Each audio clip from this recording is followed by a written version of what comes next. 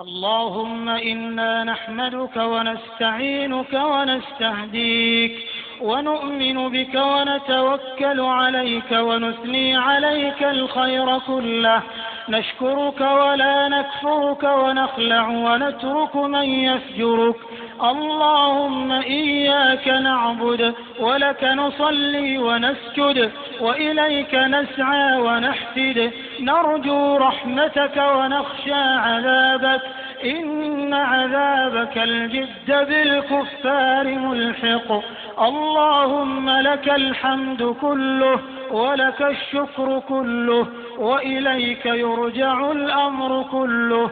اللهم لك الحمد كالذي نقول وخيرا مما نقول، ولك الحمد كالذي تقول. لك الحمد حتى ترضى ولك الحمد إذا رضيت ولك الحمد بعد الرضا.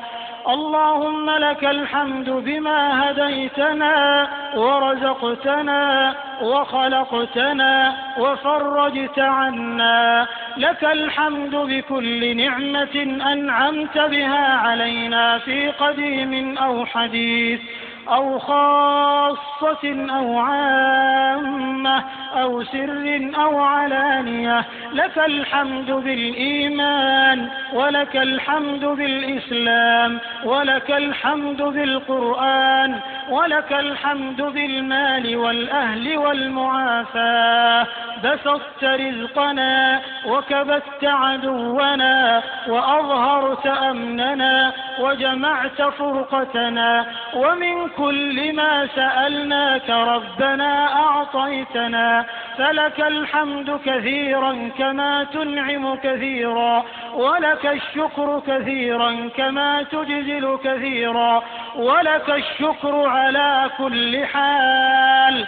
لك الحمد بجميع المحامد، لا نحصي ثناء عليك أنت كما أثنيت على نفسك. لا إله إلا الله المتوحد في الجلال بكمال الجمال تعظيما وتكبيرا، المتفرد بتصريف الأمور على التفصيل والإجمال تقديرا وتدبيرا، المتعالي بعظمته ومجده، الذي نزل الفرقان على عبده ليكون للعالمين نذيرا.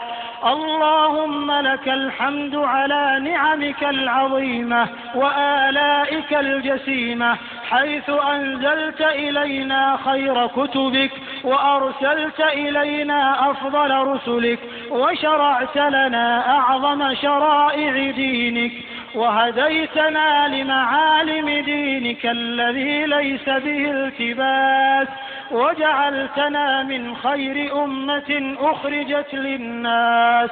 الحمد لله الصادق في قيله قل صدق الله، ومن أصدق من الله قيلا، ومن أصدق من الله حديثا.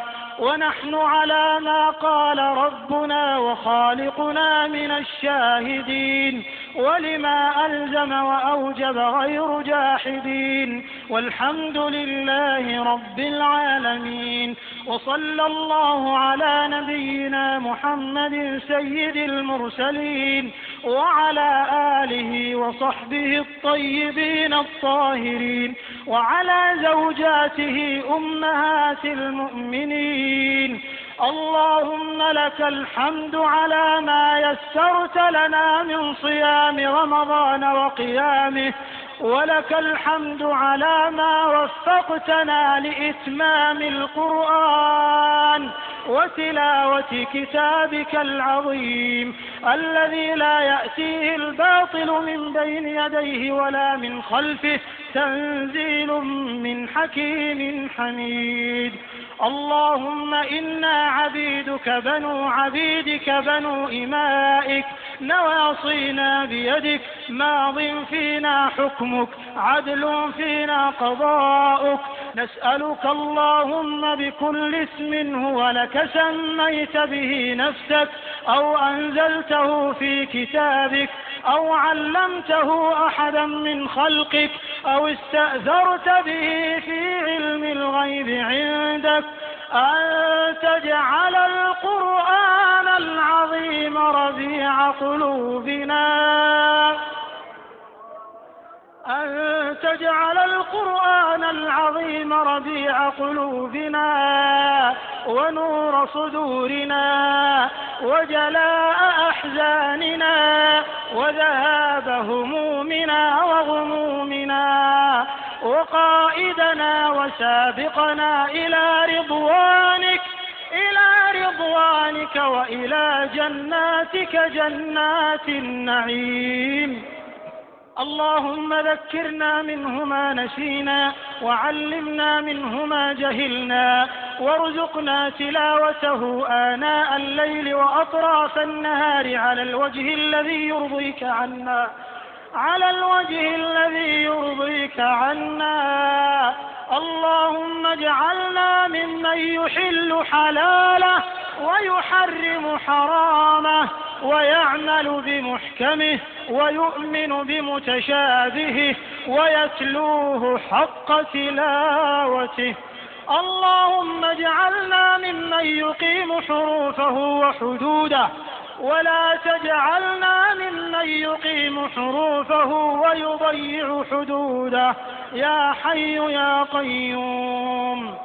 اللهم اجعل القرآن العظيم لقلوبنا ضياء ولأبصارنا جلاء ولأسقامنا دواء ولذنوبنا ممحصا وعن النار مخلصا.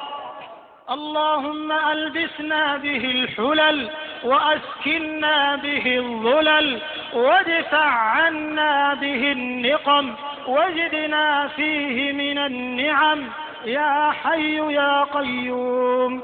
اللهم اجعل القرآن العظيم شفيعنا وحجة لنا لا حجة علينا.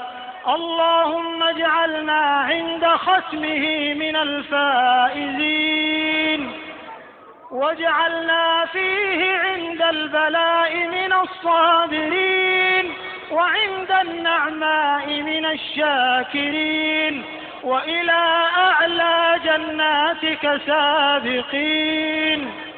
اللهم اجعلنا من أهل القرآن الذين هم أهلك وخاصتك.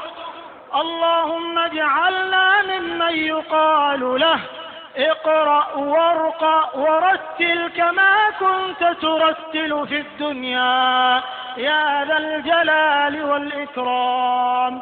اللهم اجعلنا ممن اتبع القرآن فقاده إلى رضوانك والجنة ولا تجعلنا ممن اتبعه القرآن فزج في قفاه إلى النار برحمتك يا أرحم الراحمين.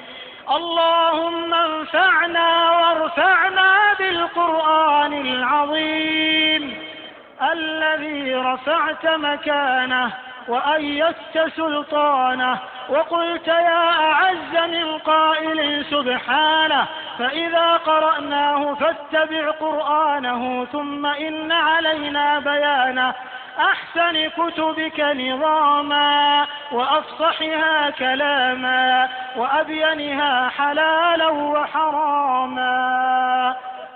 اللهم انقلنا بالقرآن الكريم من الشقاء إلى السعادة ومن النار إلى الجنة ومن الشقوة إلى الهداية ومن البدعة إلى السنة ومن أنواع الشرور كلها إلى أنواع الخير كلها يا حي يا قيوم.